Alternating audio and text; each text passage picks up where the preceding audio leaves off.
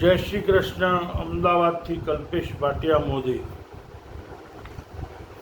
પટેલ સમાજ, પાટીદાર સમાજ નરેન્દ્રભાઈને સરદાર પટેલના નામથી જે બી આપવાના હોય એના ઉપર સુરતના કે પટેલ, ટૂંકું નામ કાંતિ કેશવ પટેલ મુરબ્બીના મોંએથી એક વિડીયોમાં સાંભળ્યું કે પટેલમાં બે વધારાની કોમ, દલાલ પટેલ અને ઘાંચી પટેલ. ગુસ્સો આવ્યો અને એમને એક સહજ વાત કરી છે અને એ વાતની સાથે સાથે એ પણ એમને મારે કે બધાને સમજવાની જરૂર છે અને સમજુ માણસ બધું સમજે જ છે કે જેમ વ્યક્તિને સત્તા મળી હોય એ માણસ સત્તા ટકાવવા માટે કેટલીય જાતના ખેલ ખેલી શકે છે. અંદર ભાઈ ભાઈને પણ લડાઈ દે છે સત્તા મેળવવા માટે. એ અમારા ગુજરાતીઓને કે અમારા દેશવાસીઓને સમજવાની જરૂર છે. અને સત્તા ટકાવવા માટે સત્તા ભૂખ્યા માણસો વરુની જેમ સત્તા માટે એક તડપ જ હોય છે એમને કે અંદર લડાવો, ઝઘડાઓ, ગમે તે કરો પણ આપણે સત્તા મેળવી લો. અને એ લોકો એન કેન પ્રકારે સત્તા મેળવી લે છે.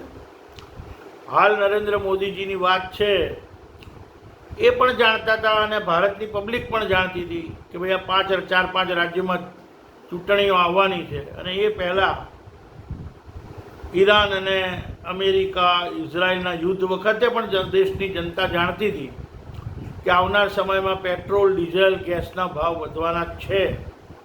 અને આપણે પણ જાણીએ છીએ કે આ 5 રાજ્યની ચૂંટણીના હિસાબે કેન્દ્ર સરકારે કોઈ પણ વસ્તુના ભાવ વધાર્યા નથી.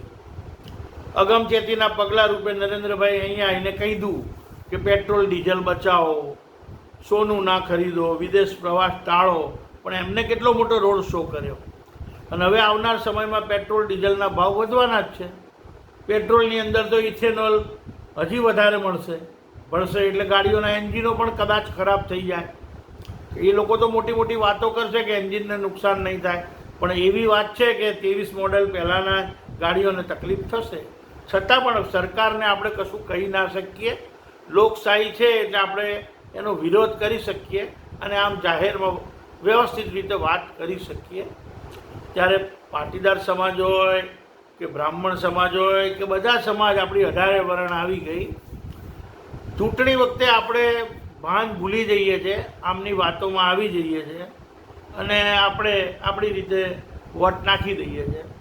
પણ દાખલા રૂપે ખાલી એક રાજ્ય, આપણો પડોશી રાજસ્થાન, એ દર 5 વર્ષે સત્તા બદલી જ નાખે.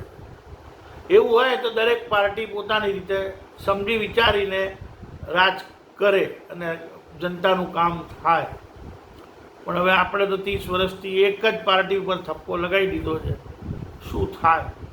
ઠીક છે, એમાં ઈવીએમની ભૂમિકા પર બી ઘણો લાંબો શક છે પણ કોઈ બોલી શકે એમ નથી. સત્તા આગળ શાણપણ નકામું છે, સર્વ લોકો જાણે છે. એકથી ચડિયાતા લોકો ગુજરાતમાં પડ્યા છે, દુનિયામાં પડ્યા છે, ભારત દેશમાંય પડ્યા છે. પણ સત્તા આગળ સામે બધા લાચાર થઈ જાય છે. ત્યારે અંદર લડવા કરતાં એક જૂથ થઈ અને સરકારની સામે ખોટું થતું હોય એનો વિરોધ કરવો જોઈએ.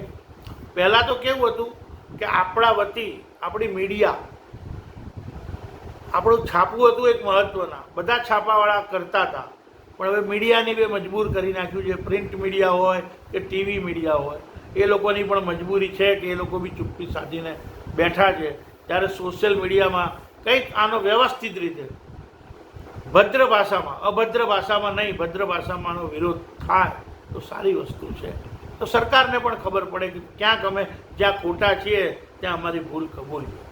બાકી અંદર લડીને કોઈ જ ફાયદો નથી. જય શ્રી કૃષ્ણ, જય હિન્દ, જય ભારત.